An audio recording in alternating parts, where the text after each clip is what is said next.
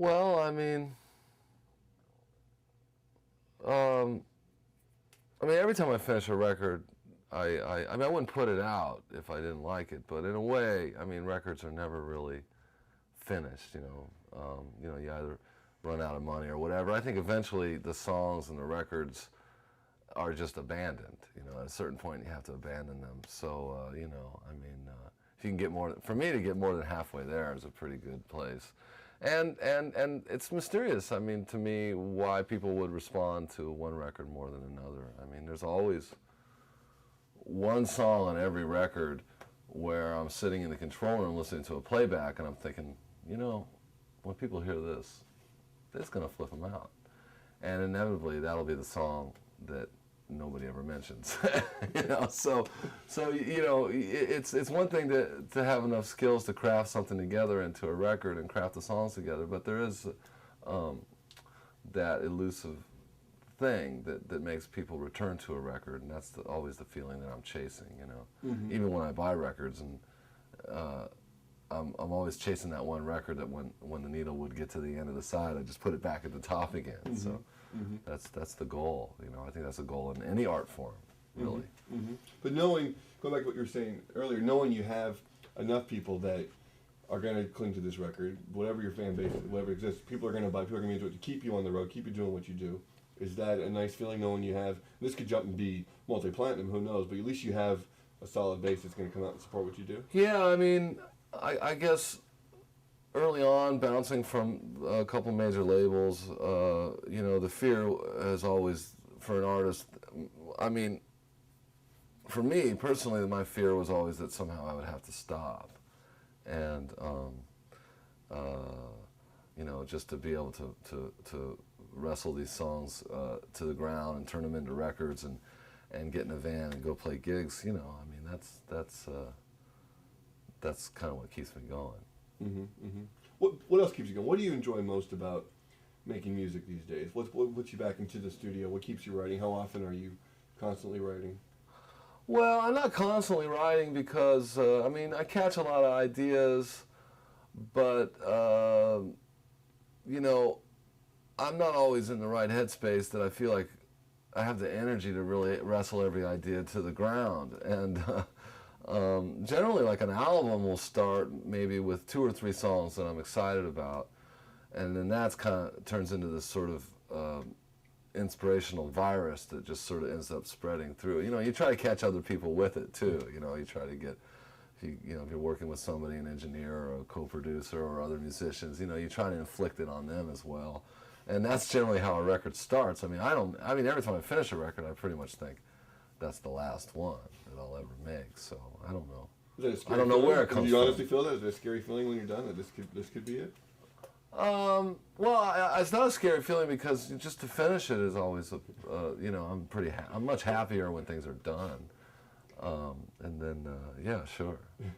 Yeah. Talk about this record specifically and what you're proudest of about Soap and Water and kind of what you achieved. Well, I think this. I think maybe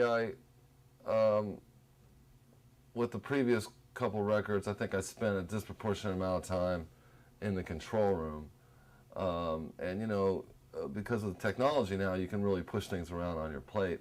Because you probably edit things together, and you can push around your plate for a long time and eventually just lose your appetite. So this record, I just worked with a small group of musicians, and we kicked the songs around on the floor on the other side of the glass, and that was really refreshing for me. It kind of took me back a bit.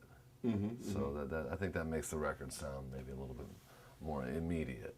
Yeah. A little less arranged.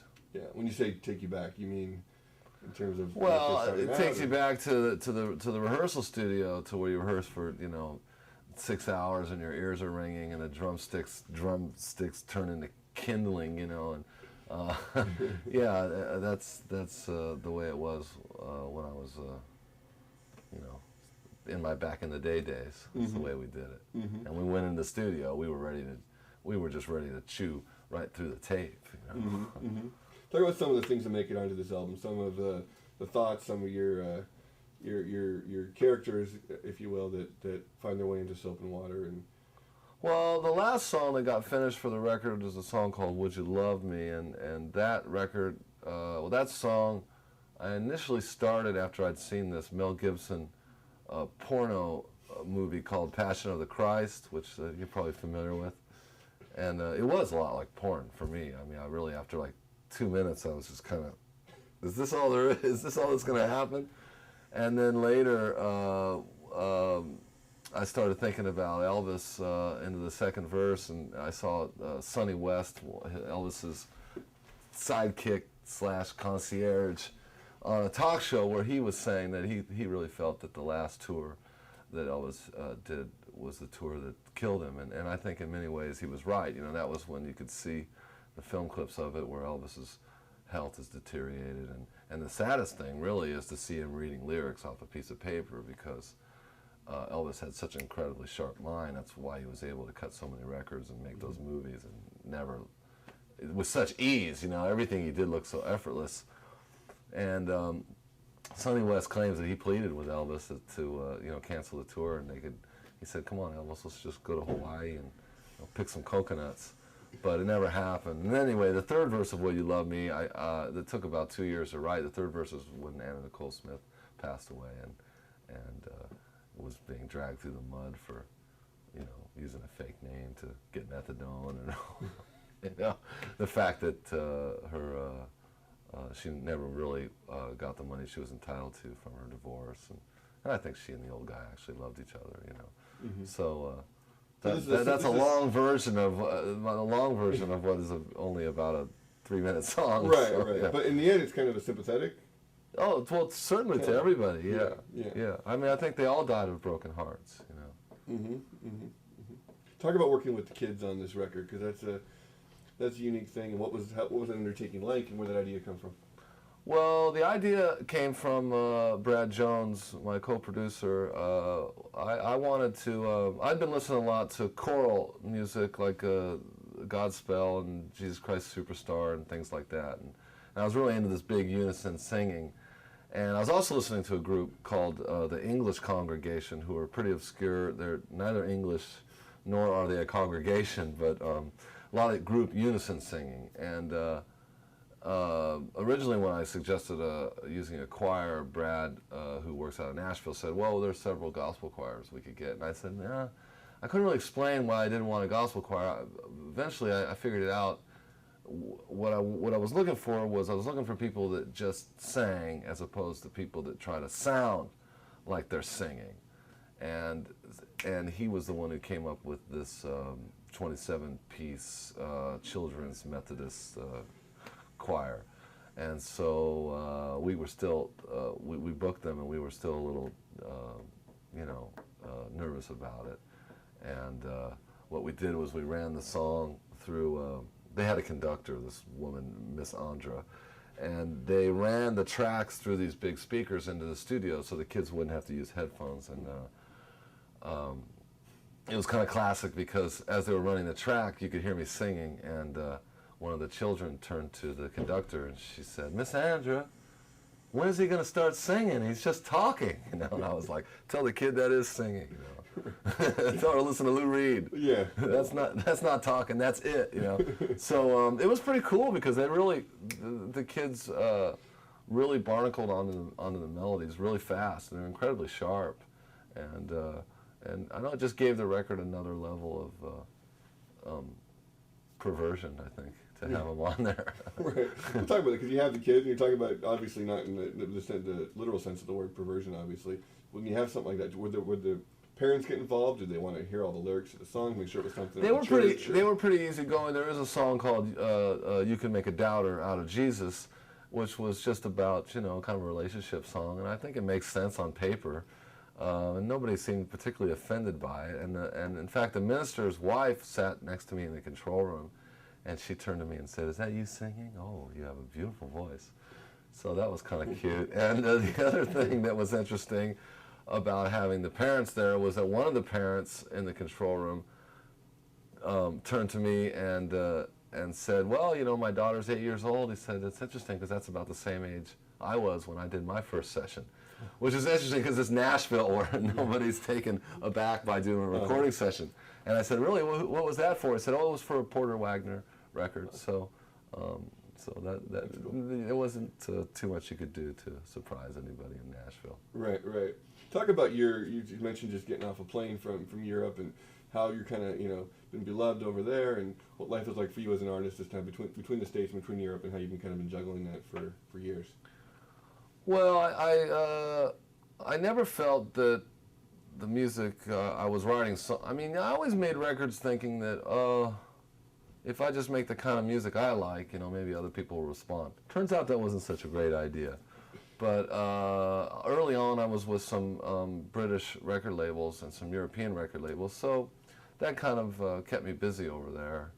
And, North America is such a vast undertaking that in a way I think I just kind of was ignoring it, hoping that it would go away.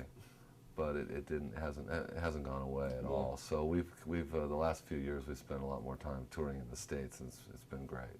It's been great. We got a little leg up here and our skinny foot in the door over here at radio, and it's made it possible for us to tour the States. So yeah. Being here in town, being here in LA, when you look back at the old days, I don't know how often you do that. Your guy's always moving forward, I know. But when you look back, what are your thoughts about the early days of when you first started playing in Green on Red, and how many of those? What are the first memories and images that pop in your head? Well, there's a lot of talk about the industry now being in the doldrums and this kind of it's sort of free falling and for me where I live in San Francisco, just off Market Street, I can walk to 4 record stores. Things have been pretty cool. In a lot of ways, you have to put it in perspective. When I met Green on Red, at that point they'd already made a record, and they had a brand new van, and I think they even had a gas card that the label had given them, and I couldn't, for me that was, they'd really made it, and having the gas card was positively bourgeois. So we went out and ended up making 8 or 9 more records and as many world tours, and I think that we got away with murder. We had a great time. So I look back on it all fondly. And how did it all kind of come together because you kind of brought it back to life of late? For me personally, bringing just Green on Red came back to life. Well, we towards the end, we had become pretty dispirited. We had a major label deal, and we were kind of crumbling under the pressure of all the expectations that went with that, and we just kind of disintegrated, really. I don't think we ever broke up.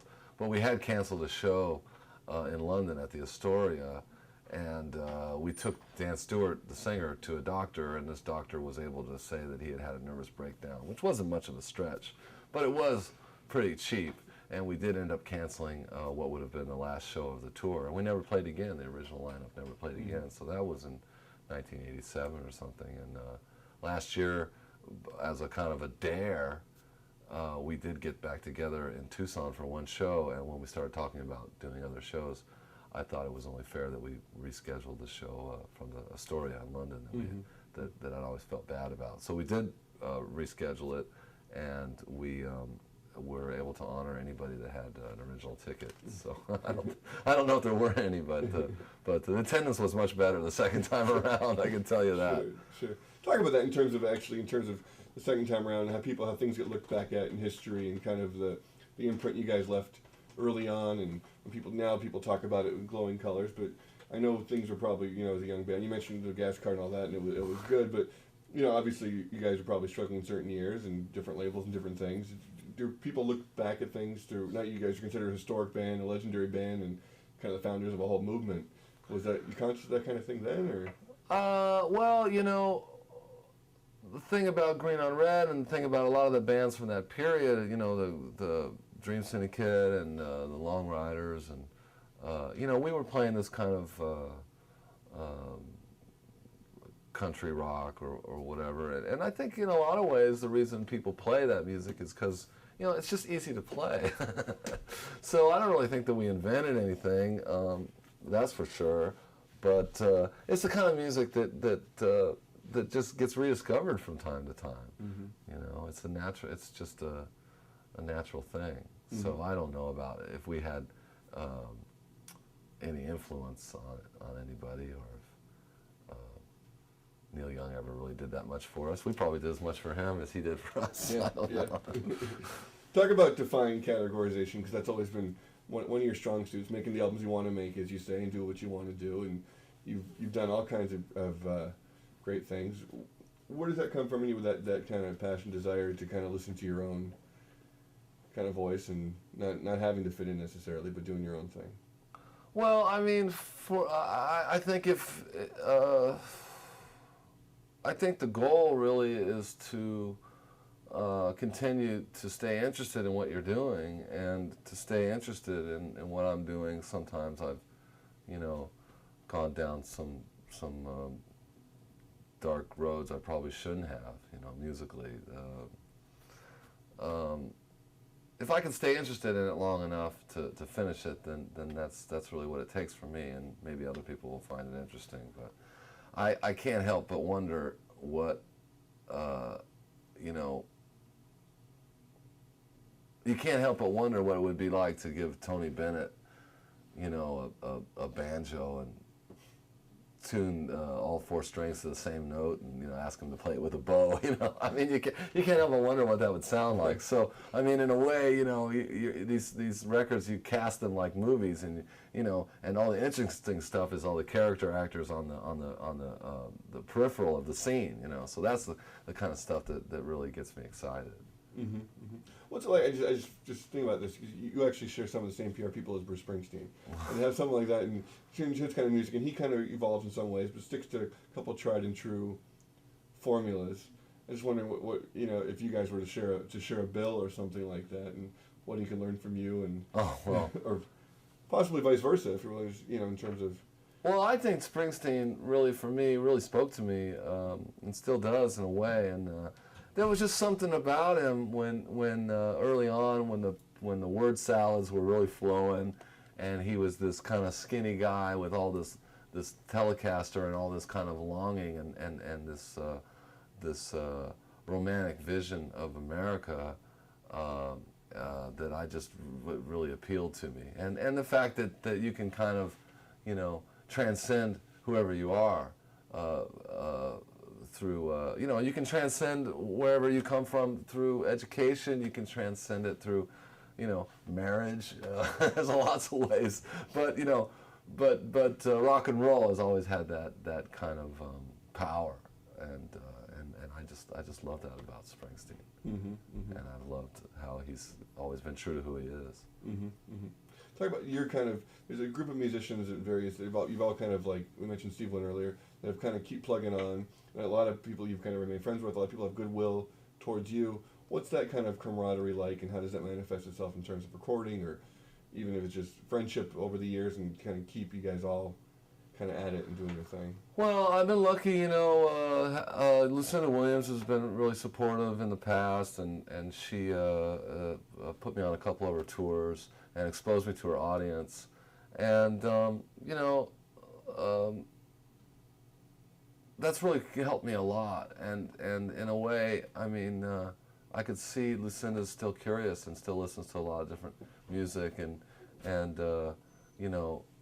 it's inspiring to watch her every night. I know when we were touring with Lucinda, it was really difficult for me to get my band out of the club, until at least her second encore. But every night, just watching Lucinda it was like going to school, and it was like going to church at the same time. So, yeah, I've been lucky to know some cool people, Mm-hmm. What's it like over the years, the younger bands or younger musicians coming to you? Because I'm sure you've had a lot of it over the years, people coming to you for advice, or just looking up to you. What's that like as a musician, either in the States or abroad? Well, I probably haven't always given the best advice, my advice has always been just jump in the deep end, and in terms of business decisions, and I think you can screw up more by digging your heels in. I say, sign it, work it out later, and you know, and just deal with the inevitability that you're probably going to get into some business with people that aren't so good, but you're also going to get into business with people who are good. So it's hard to tell going in. Yeah. But I don't know. I mean, I worked with an artist out of this singer recently, and I was going to do some demos for him. I was going to produce a record for him, and he had to pull a budget together out of his own money. And I said, why don't you just take this money and move to New York and call me in a year? And he did. And he said, he never looked back. He's been living in New York ever since, and playing there. And so it's, I don't know, I don't know how I feel about that. What's the most exciting thing about what the future holds for you in terms of this record and onward when you look forward? Well, in a way, going out and touring and kicking the songs around on stage every night is, in a way, is the reward for the kind of isolation you go through writing the songs and turning it into a record. So I mean, that's what I'm looking forward to for the next 6 months is riding around in a van with some of my closest friends and kicking the songs around, because when the band's, when you got a group of sensitive people that can play, and the songs are still living and breathing creatures, that's really the most exciting thing to do for me. It's a lot of fun. I just love it. Very good. All right, Chuck. Okay, cool. Well said. Well done. All right. So now we figure out how to Yeah, we can leave the mic on you as is, I think, right, Josh? sing into the camera like that, or is that it? Let me see these waters here. Yeah, yeah. Yeah, whatever's comfortable. Do you want to sit on this? I could switch the chair out. Do you feel more comfortable in the chair? Or you want to sit on the couch? I can do Now, either do you think I should? Am I gonna like sing into the camera, or? one. No, you just do Kind of your own thing. just singing as if nothing was around you. Yeah, It didn't matter. if we're not even in here. Okay, let's And try I'll that. just move the camera around. All a right. little bit. It'll probably be a little freeform with the camera. I mean, it's possible I could just put the strap on, Will stand. that work? Whatever's comfortable to you, I'll adjust to you. Yeah, that might be a little I'll more adjust to you. dynamic. Yeah, sounds good. Look at that. Yeah, I can definitely adjust to you. You mentioned record stores, and I remember buying Green on Red cassettes. Stores not too far from where we are right now. That's amazing. Did you grow up here? I grew up in the Valley. I grew up in the West Valley. And, I'm staying in Granada Hills right now, oh, yeah? man. I went Yeah, to junior high in Granada Hills. far out. Yep. What high school did you go to? El Camino. Camino. Woodland Hills. I live in the city now, but I grew up in the Valley. That's awesome.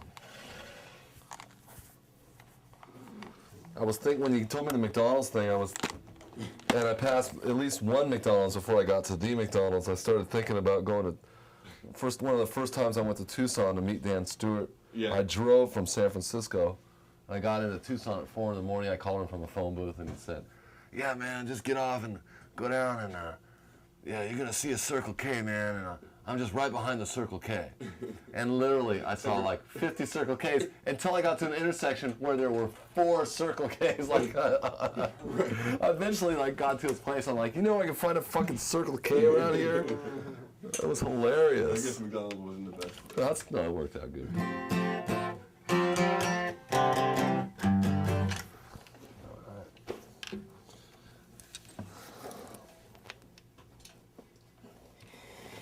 So, did you see like the Dream Syndicate back in the day? I saw the Dream Syndicate a few times. They were pretty good early They on, were, man. they were a lot of fun. And I saw, from when Steve Wynn first went solo, which is a long time now, back in '89 or '90. I saw some of those early Yeah, shows. early Yeah, shows, yeah. definitely. A lot at McCabe's or Yeah. Music Machine. What was the place? It was called like out by the beach. It was like almost in a strip mall, like Bimbo's or Bogarts? yeah, Bogarts. Yeah. I saw them out there one time. Uh-huh. That was down in Long Beach, I think. Yeah, that's right. Uh-huh. There was the old Safari Sam's. They put a new Safari Sam's in Hollywood with the same owner.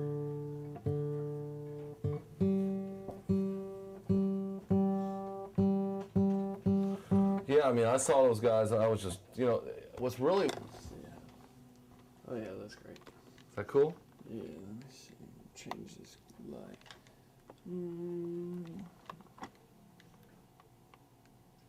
Adam, do you do all the record reviews and things?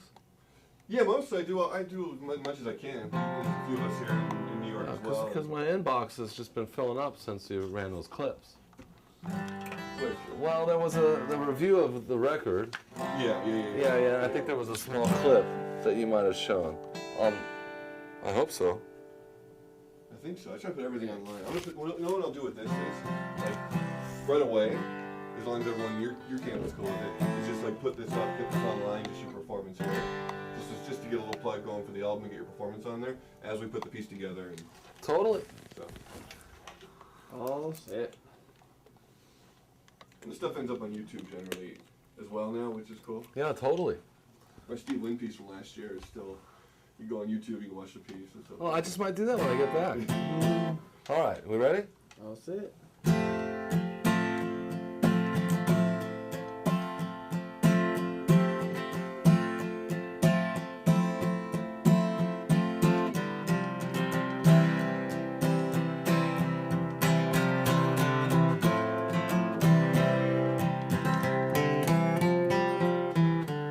Sitting in a movie,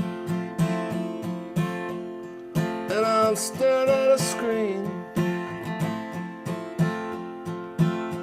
They're dragging Jesus through the town. It don't look good to me.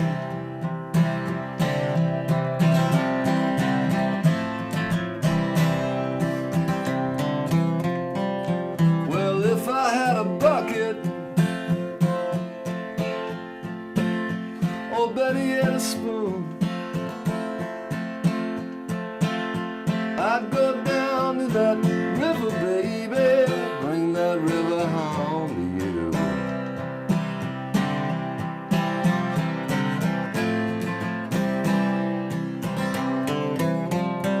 Would you love me? Would you really love me? Would you love me? Would you really love me?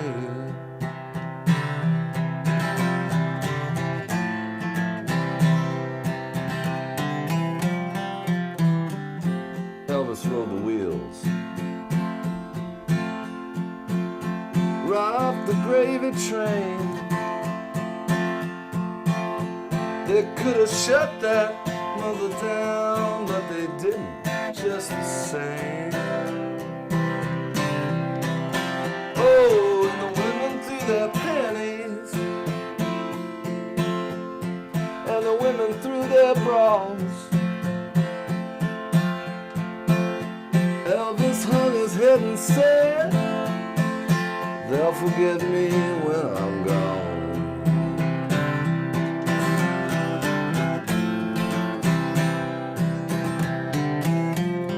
Would you love me? Would you really love me? Would you love me? Would you really love me?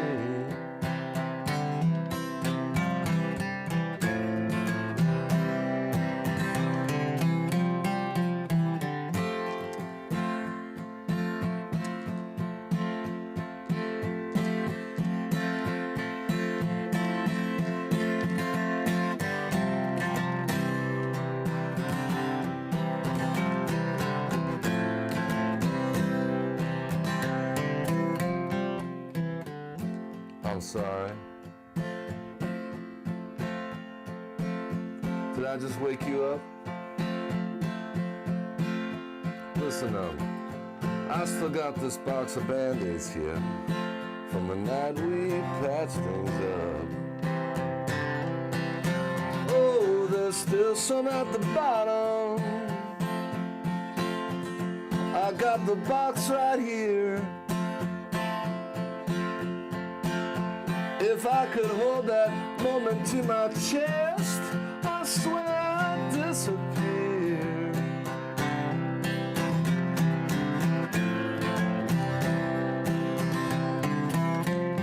Would you love me? Would you really love me?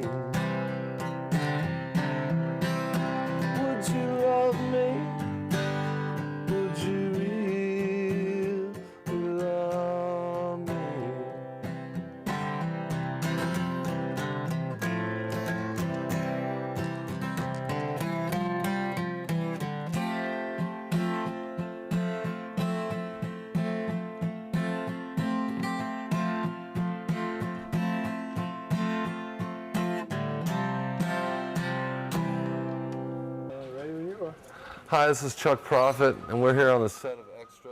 I have one question for you. Who was the original creator, not the developer, of Rocky and Bullwinkle? Once again, who was the original creator, not the developer, of Rocky and Bullwinkle? The answer is Alex Anderson. Thank you. Okay. So let me make sure. Do it one more time. I want to make sure it's Alex Anderson. Okay. 3, 2, ready. Hey, this is Chuck Prophet. We're here on the in the offices of Extra, and while we're here, I do have a question for you. I'd like to know if you could tell me who the original creator, not the developer, of Rocky and Bullwinkle was. The answer is Alex Anderson. Thank you. Okay.